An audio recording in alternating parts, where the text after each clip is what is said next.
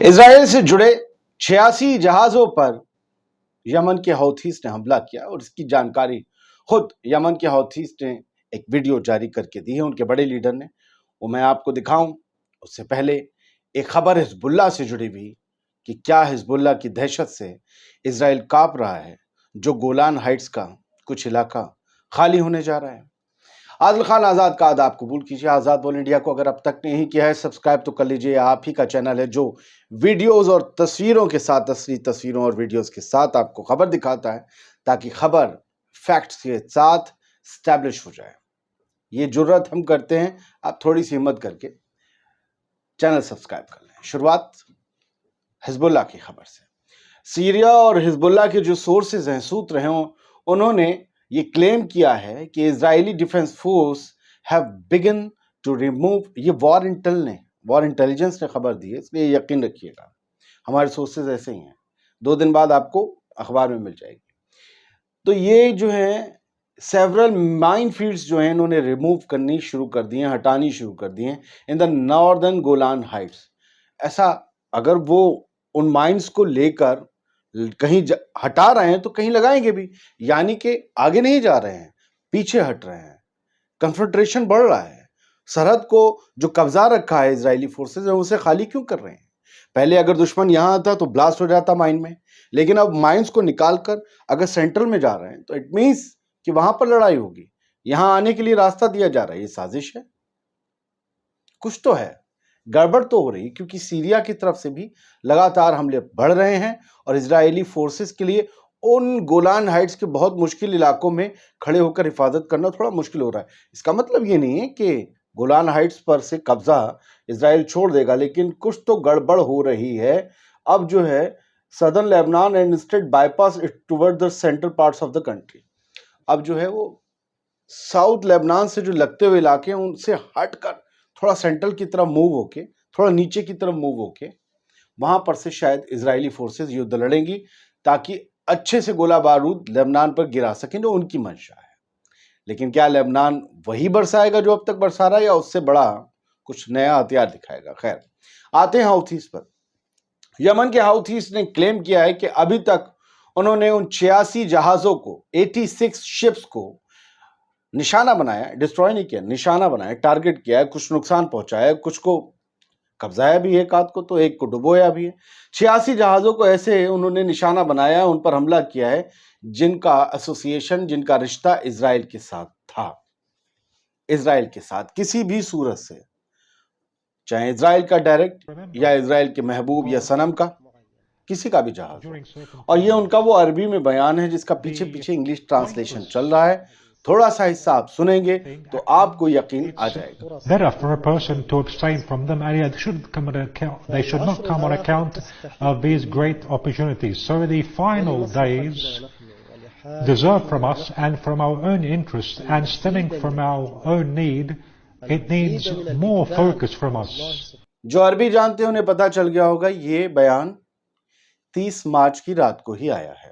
یہاں لکھا بھی ہے، جو انصر اللہ سے ریلیٹڈ ایک کیا کہتے ہیں کہ اکاؤنٹ ہے ٹویٹر، انہوں نے بھی لکھا ہوا ہے اس بارے میں کہ جو ہے یہ لیکچر بتاتے ہیں، کہ لیکچر کہتے ہیں، بیان نہیں کہتے ہیں۔ ریولوشن جو ہے حوثیز کا، اس کے لیڈر ہیں سید عبد الملک الحوثی، انہوں نے یہ کل رات بیان دیا ہے اور انہوں نے بتایا کہ اب تک ہم نے 86 جہازوں کو نشانہ بنایا، اور یہ اسپرچول لیڈر بھی ہیں، دھارمک گرو بھی ہیں، لہٰذا یہ پریچ بھی کرتے ہیں، یہ تقریر بھی کرتے ہیں۔ تو 86 جہازوں کو دیکھیے، محمد جعفر عباس نے یحییٰ ساری کے فوٹو کے ساتھ لکھا ہے کہ امریکہ، اسرائیل، برطانیہ اور بھی جو کچھ عاشق ہیں، مطلب عاشق کا مطلب دوست، محبت، جن کی اچھے رشتے ہیں، قربتیں ہیں اسرائیل سے، ان کے جہاز کل ملا کر 86 ایسے جہاز ہیں جن پر ہم نے ٹن سے ٹناکا مارا ہے۔ اب کتنا نقصان ہوا نہیں۔ آپ لوگوں نے کیا یمن کی راجدھانی صنعاء کے گھر دیکھیں، وہ جو ورلڈ ہیریٹیج ہے، میں دکھاؤں، یہ وہ بڑے خوبصورت سے گھر ہیں، مجھے تو مٹی کے لگتے ہیں، میں نے سعودی عرب میں دیکھے تھے، جو اولڈ بطح علاقہ ہے ریاض راجدھانی کا، وہاں پر، اور کچھ دریا میں دیکھے تھے، کچھ کہیں اور دیکھے تھے، جدہ میں بھی 1-2 مقامات پر دیکھے تھے۔ تو یہ بڑے ویسے وہاں پر گھر بنتے ہیں، اور مٹی کے ایک تلے اوپر ایک تلے، ایک گھر میں تو ہم کچھ رات رکے بھی، हमारे जाने वाले थे। बड़े खूबसूरत ठंडे मोटी दीवारों के घर होते हैं ये, बड़ा खूबसूरत है और ये यूनेस्को में दर्ज है, हेरिटेज साइट है। मैंने सोचा ऐसे ही आपको दिखा दूँ। एक वीडियो आया है, कुछ बच्चे हैं जो हथियार पकड़े हैं, हम उसे सपोर्ट भी नहीं करते और हम उनका आपको ना फ़ोटो दिखाएँगे, ना ब्लर दिखाएँगे, ना वीडियो दिखाएँगे। बस जो मारियो नौफल जो दुनिया भर की खबरें शेयर करते हैं, उन्होंने उनका जो इंग्लिश तर्जुमा है, जो वो बच्चे कह रहे हैं जिनके हाथ में AK-47 है, वो लिखा है। हम बिल्कुल काट रहे हैं, सिर्फ़ उस ट्वीट को देखिए। और इन्होंने, ये बच्चे जो हैं इनके हाथ में हथियार पकड़ा दिए गए, ये बिल्कुल गलत है, बिल्कुल गलत है।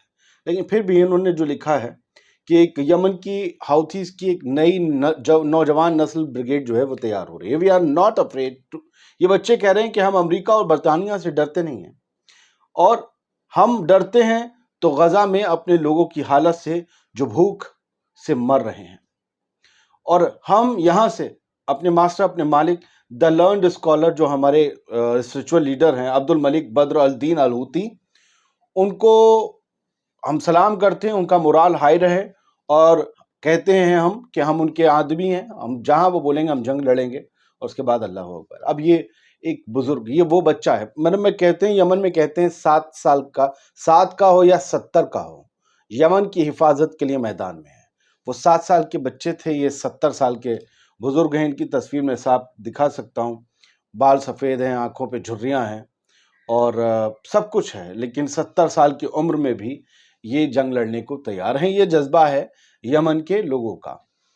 सऊदी अरब में इसके बरक्स क्या हो रहा है, वो एक वीडियो कल रात ही आया सामने और वायरल हुआ कि कुछ लोग स्नूकर खेल रहे हैं, शेख, और ये बड़े-बड़े शेख हैं, बड़ी-बड़ी हस्तियां हैं वहाँ की, और कुछ इसमें इमाम भी बताए गए हैं।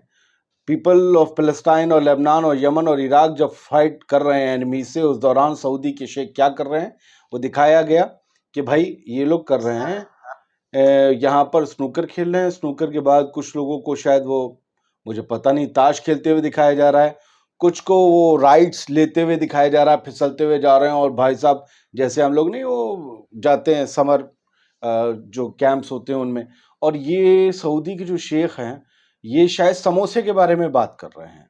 तो बताया जा रहा है जिस वक्त गजा के लोग भूखे मर रहे हैं, ये सब लोग तफरीह, अय्याशियां और अपने शौक पूरे करने की बात कर रहे हैं, उसी के बारे में सोच रहे हैं। गजा के मजलूम, आम भूखे प्यासे लोगों के बारे में नहीं सोच रहे हैं। ये लोग शेयर कर रहे हैं। गजा का हाल क्या है, क्या मैं दिखाऊं आपको? क्या आप देख पाएंगे? देखिए, ये है गजा, खूबसूरत शहर गजा, जो अब एक भूतिया जगह सा बन गया है। सब कुछ तबाह है। ऐसा लगता है कि हॉलीवुड की कोई फिल्म देख रहे हैं, कोई तबाही भरा तूफान या बाढ़ आई या कोई न्यूक्लियर हथियार चल गया किसी शहर पर, उसके बाद ये जो है नज़ारे हैं। इज़राइल इस सब का जिम्मेदार है, हर तबाही का जिम्मेदार गजा में इज़राइल है।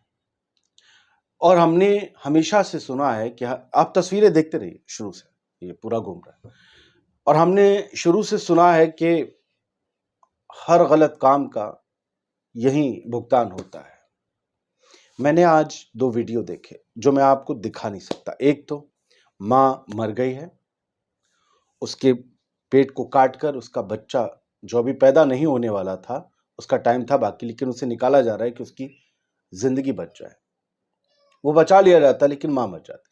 दूसरा, मैंने देखा कि 5-6 फ़लस्तीनियों की लाशें पड़ी हैं और वहाँ पर एक इज़राइली महिला सैनिक गाना गा रही है और जश्न मना रही है उन लाशों पर।